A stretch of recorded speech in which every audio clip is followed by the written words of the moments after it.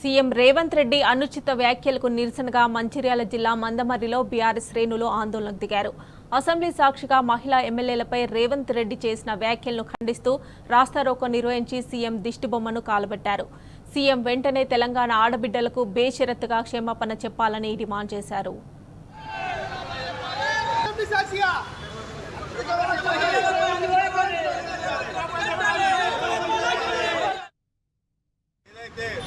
ప్రజాపాలన అందిస్తా అని చెప్పినటువంటి రేవంత్ రెడ్డి ప్రజల్ని సభా సాక్షిగా అసెంబ్లీ సాక్షిగా ఈరోజు మన తెలంగాణ ఆడబిడ్డల్ని సాక్షాత్తు శాసనసభ్యురాలైనటువంటి సబితా ఇంద్రెడ్డి గారిని సునీతారెడ్డి గారిని అలాగే మన ఆడపడుచులందరినీ కూడా ఈరోజు అవమానించే విధంగా శాసనసభ్యలో మాట్లాడడం నిజంగా ఈ సీఎం రేవంత్ రెడ్డికి సిగ్గుచెడు చర్య అని చెప్పి మేమందరం చెన్నూరు నియోజకవర్గ బీఆర్ఎస్ పార్టీ తరఫున ఈరోజు తను మాట్లాడిన మాటల్ని వెంటనే ఉపసంహరించుకోవాలి, వెనుకకు తీసుకోవాలి.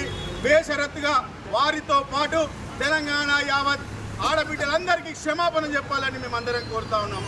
ఇంకొకసారి ఆడపడుచుల పట్ల కానివ్వండి, ఇంకా ఏ ఇతర వర్గానికి సంబంధించిన తెలంగాణ రాష్ట్ర ప్రజల పట్ల అవహేళంగా కానీ అవమానంగా కానీ మాట్లాడితే ఖచ్చితంగా నీకు భవిష్యత్తులో తగిన చర్యలు ఉంటాయని చెప్పి మేమందరం చెప్తా ఉన్నాము. ఏదైతే బీఆర్ఎస్ పార్టీ మహిళా సోదరులు ఉన్నారో వారిని చూపెడుతూ ఇవాళ రేవంత్ రెడ్డి గారు నిండు అసెంబ్లీలో అవహేళనగా మాట్లాడినటువంటి రేవంత్ రెడ్డి డిప్యూటీ సీఎం బట్టి గారు అయితేనేమి ఇవాళ ఉందాతనంగా శాసనసభను నడవాల్సినటువంటి ముఖ్యమంత్రి ఇవాళ మహిళలను కించపరిచే విధంగా మేము అడుగుతా ఉన్నాం.